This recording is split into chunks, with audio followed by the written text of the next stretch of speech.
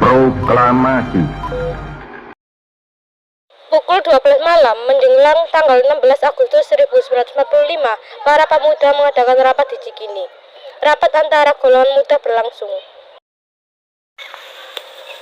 Bagaimana pendapat para golongan tua, Bung? Mereka masih kekeh untuk tidak tergabung dalam proklamasi kemerdekaan ini. Lantas kapan waktu yang tepat? Justru inilah kesempatan emas bagi mereka bersikuku untuk mengadakan rapat terlebih dahulu bersama anggota PPKI. Bung Hatta mengatakan kepada saya tidak setuju dengan apa yang mereka katakan dan mengira diri saya telah sanggup menemukan kekuatan sendiri. Mengapa datang pada Soekarno dan memintanya untuk memproklamasikan kemerdekaan? Apa kita harus memproklamasikan kemerdekaan itu tanpa mereka? Tidak bisa. Orang yang paling tepat hanyalah Bung Karno dan Bung Hatta. Saya setuju dengan apa yang Bung Karno katakan. Saya setuju dengan apa yang Bung Karno katakan. Dengan pendapat yang bertolak belakang dengan pendapat mereka, bagaimana jika kita mengadakan pertemuan yang tertutup, semacam penculikan gitu? Setuju. Tapi yang saya bingung, kita akan membawa kedua tokoh nasionalisme itu kemana ya? Kemana saja, yang penting Bung Hatta dan Bung Karno kita serahkan saja tugas ini kepada Cindy dan Latif. Bagaimana kalau kita membawa mereka jual ke NS dekat Sarawak, karena di sana juga dengan tempat salah satu pemusatan tentara mereka yang keamanannya terjamin. Bagus. Kami setuju dengan acara tersebut.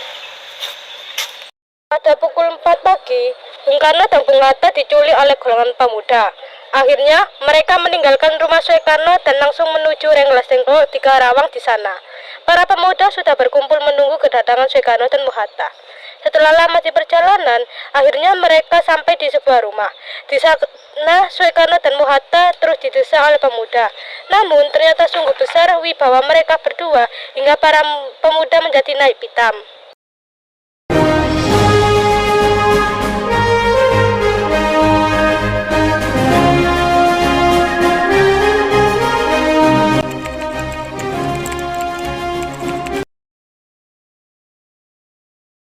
Bung Karno, ini adalah waktu yang tepat untuk proklamasikan kemerdekaan Indonesia. Maaf, tapi saya tidak setuju. Proklamasikan. Kalau tidak, kubunuh kau. Akhirnya mereka pun berhasil meyakinkan para pemuda agar kembali berunding dengan Soekarno dan Muhammad Hatta.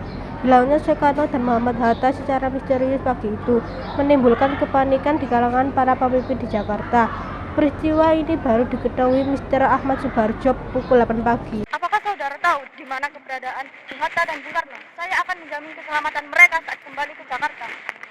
Apakah Anda berjanji atas omongan Anda?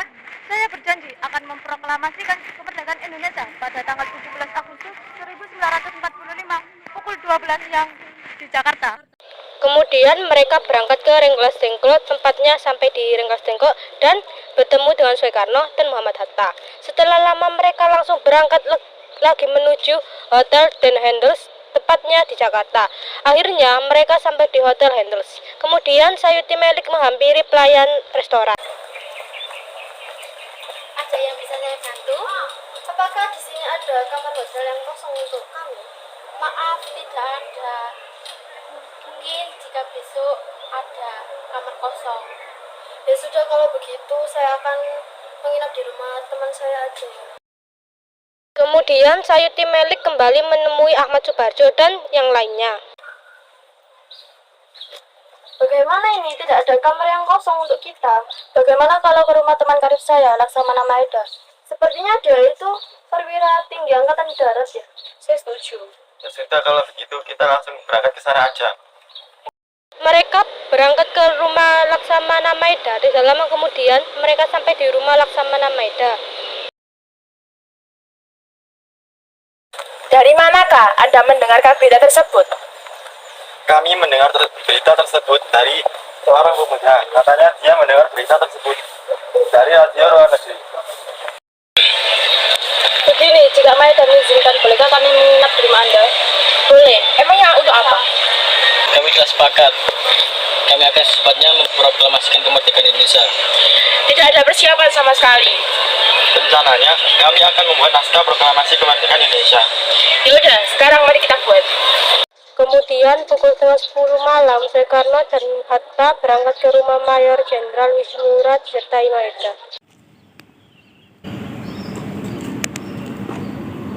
Kami ingin meneruskan rapat pagi tadi yang sempat tidak terlaksana mengenai persiapan kemerdekaan Indonesia. Sekarang sudah lain keadaannya. Mulai pukul 1 siang, kami tidak boleh lagi mengubah status. Jawa tidak mempunyai kebebasan bergerak lagi. Pemerintah Tokyo sudah mengakui kemerdekaan Indonesia. Pelaksanaannya dimulai pada pukul 12 malam di rumah Laksmana Maeda. Apabila rapat itu berlangsung tadi pagi, akan dibantu. Tetapi setelah tengah hari, kami harus tunduk kepada pemerintah sekutu. Perundingan dengan Nishimura menemui jalan buntu. Akhirnya Soekarno-Hatta kembali ke rumah Maeda. Perumusan teks proklamasi dilakukan di ruang makan Maeda. Soekarni, Sayuti Malik menyaksikan Soekarno, Muhammad Hatta, dan Ahmad Subarjo membahas perumusan naskah proklamasi. Setelah menyusun ketiga tokoh itu menuju serambi depan untuk menemui para hadirin yang ada. Saat itu waktu sudah menunjukkan pukul 4 pagi. Lalu ia membacakan hasil rumusan teks proklamasi yang saat itu masih berupa konsep. Terlalu banyak orang untuk mengerjakan naskah ini. Benar, sebaiknya memang mereka lah yang harusnya menuju ke ruang makan. Tapi bagaimana dengan pemuda ini? Biarkan mereka menunggunya di sini, ya Soekarno. Biarkan saya yang mencatat. Baiklah jika itu maumu. Bagaimana dengan kalimat pertama? Bagaimana kalau pembukaannya kata proklamasi? Sepertinya itu cocok untuk naskah ini. Tentu bagus. Lalu isinya untuk apa? Biarkan saya berpikir dahulu. Bagaimana kalau kami bangsa Indonesia dengan ini menyatakan kemerdekaan Indonesia? Itu bagus, karena kan naskah kita berisi tentang kemerdekaan bangsa kita. Itu kan bagian pembukaannya. Lalu bagaimana dengan isinya? Saya sudah berpikir, bagaimana jika begini? Hal-hal yang mengenai pemindahan dan kekuasaan dan lain-lain diselenggarakan dengan cara seksama dan dalam tempo yang sesingkat-singkatnya. Ya bagus, semua sudah selesai. Baiklah, bagaimana kalau kita sekarang menghampiri para pemuda? Apakah mereka setuju dengan isi naskah ini? Ya sudah, ayo kita menghampiri para pemuda. Saya akan bacakan. Proklamasi. Kami, bangsa Indonesia dengan ini kemerdekaan Indonesia. Hal-hal yang mengenai pemindahan dan kekuasaan dilaksanakan dengan cara seksama dan dalam tempo yang sesingkat-singkatnya. Jakarta, 17/8 atas nama Wakil Bangsa Indonesia. Mungkin ada yang ingin menambahkan? Ada sedikit kata-kata yang janggal perlu diperbaiki. Apa yang harus dirubah? Dalam konsep ini, menurut saya kata tempo diganti dengan tempo. Baik, saya terima. Lalu Dalam tulisan Jakarta 17/08/05 diganti menjadi 17 bulan 8 tahun 5. Itu yang bagus. Ada lagi? Sekali lagi, kalimat wakil-wakil bangsa Indonesia sebaiknya diganti sebagai atas nama bangsa Indonesia. baik, saya akan menggantinya. Itu lebih baik. Akhirnya mereka merundingkan kembali naskah tersebut bersama para pemuda. Kemudian mereka melakukan sedikit perubahan pada naskah proklamasi itu. Setelah selesai melakukan sedikit perubahan, kemudian Soekarno menyusun Sayuti Melik mengetik naskah proklamasi. Saya Melik, apa bisa mengetik naskah ini dengan perubahannya? Dengan senang hati saya bisa.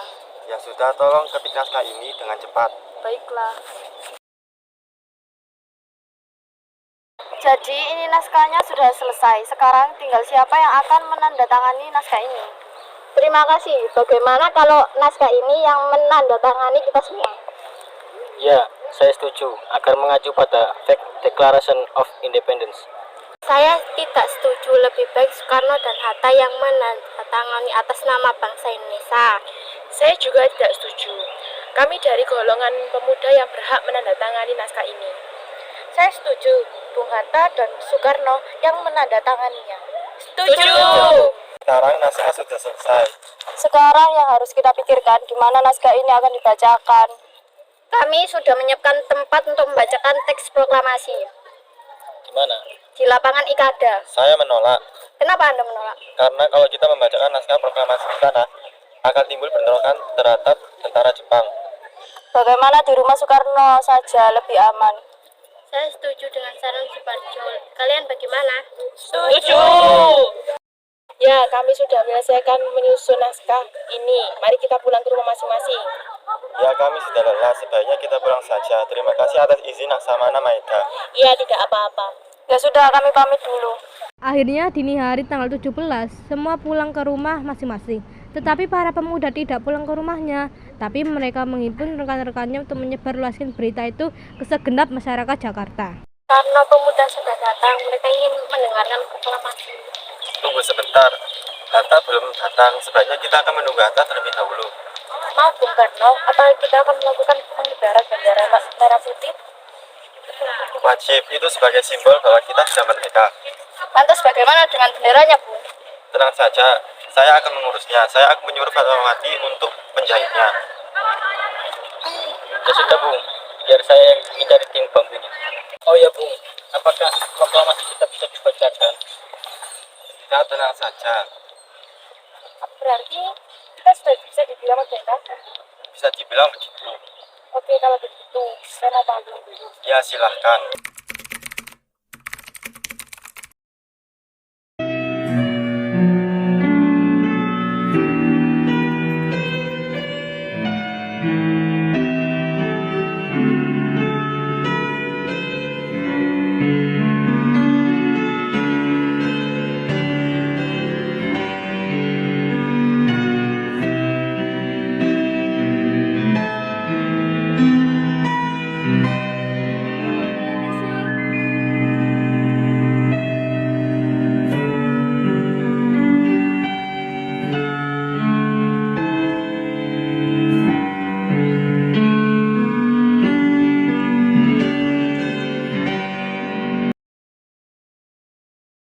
Maaf, terlalu lama menunggu saya. Tidak apa-apa, kebetulan persiapannya belum selesai.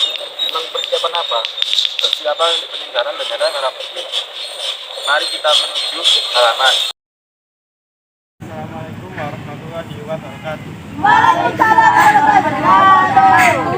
Pada kesempatan pagi ini kita berkumpul untuk menjadi saksi dari peristiwa penting yang selama ini kita tunggu, yaitu peristiwa yang selalu menjadi impian dan harapan sebagai bangsa Indonesia. Ini semua harapan kita itu bukanlah sebuah angan-angan belaka, melainkan bangsa perjuangan yang hasilnya dapat kita saksikan saat ini. Proklamasi kemerdekaan bangsa Indonesia dengan ditandai dengan pembacaan naskah proklamasi. Proklamasi. Kami, bangsa Indonesia, dengan ini menyatakan kemerdekaan Indonesia. Hal-hal yang mengenai pemindahan kekuasaan dan lain-lain diselenggarakan dengan cara saksama dan dalam tempo yang sesingkat-singkatnya. Jakarta, 17 Agustus 1945, atas nama bangsa Indonesia, Soekarno, Hatta.